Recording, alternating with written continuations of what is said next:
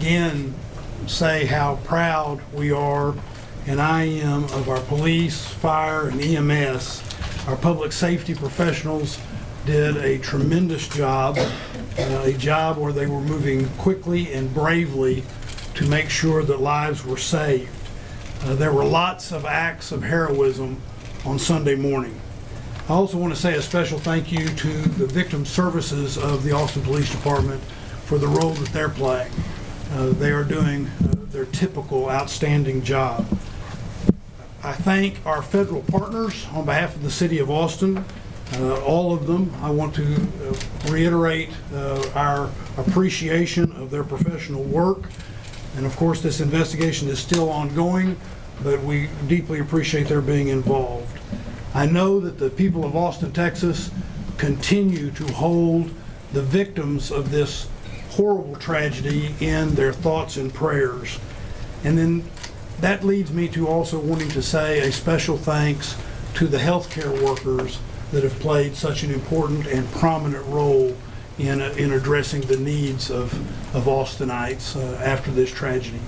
I'll have a few more things to say, but I want to bring up our Chief of Police, who, again, I deeply appreciate the work that she has done and the way she has handled this matter. And so, Chief Davis. Thank you, Mayor.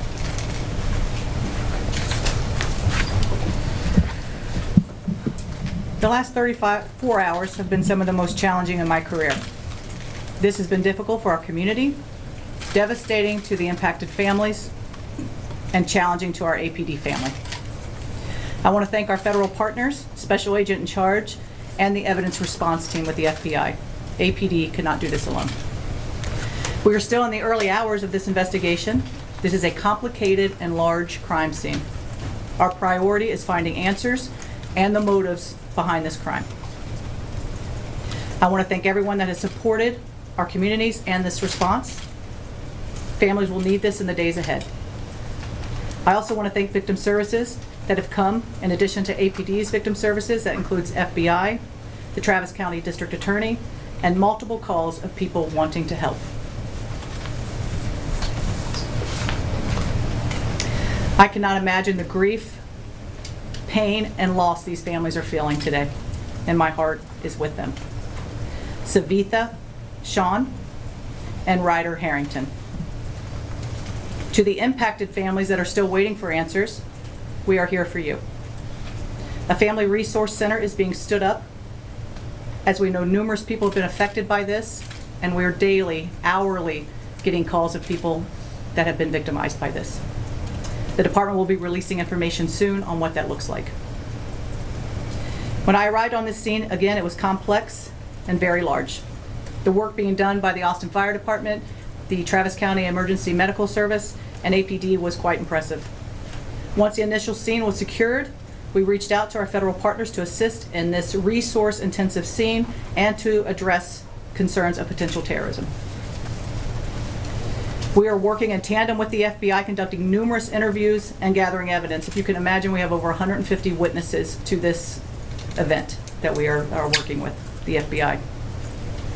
And we are also investigating an officer-involved shooting.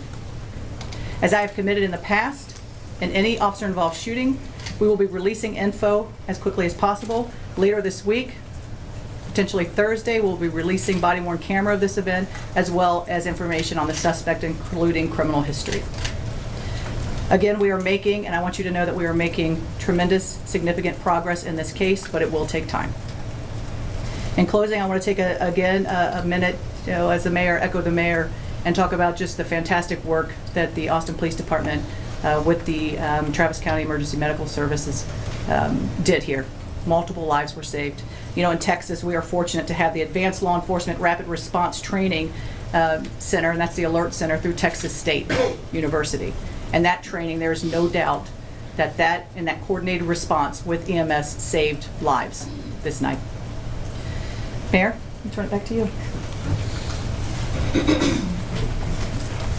I also want to point out that we're joined today by our city manager, T.C. Broadnax, and council member who represents the downtown area, Zoe Kadri.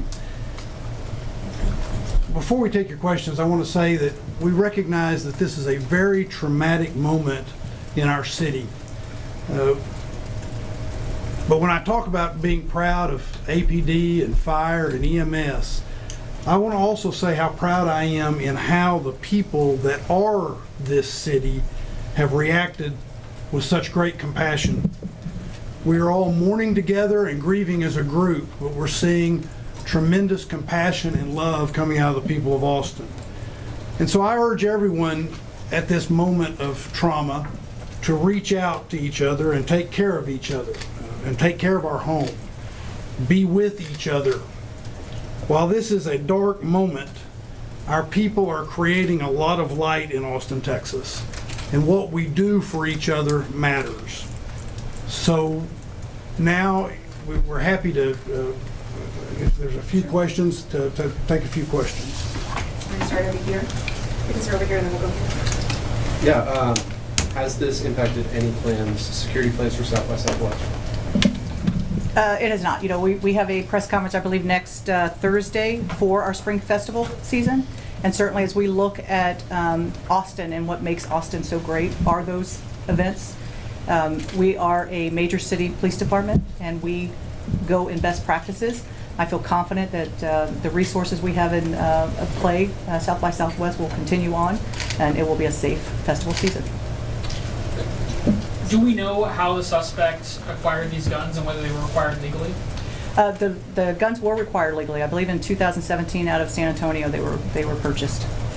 Can you tell us more about the victims? I think you said Savitha, Sean, and Ryder Harrison.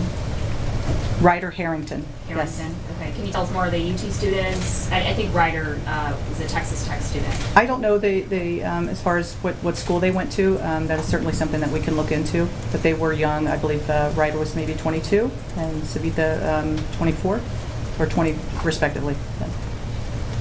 Are you able to share any details about the warrants that were executed yesterday in Del Valle and in Pflugerville?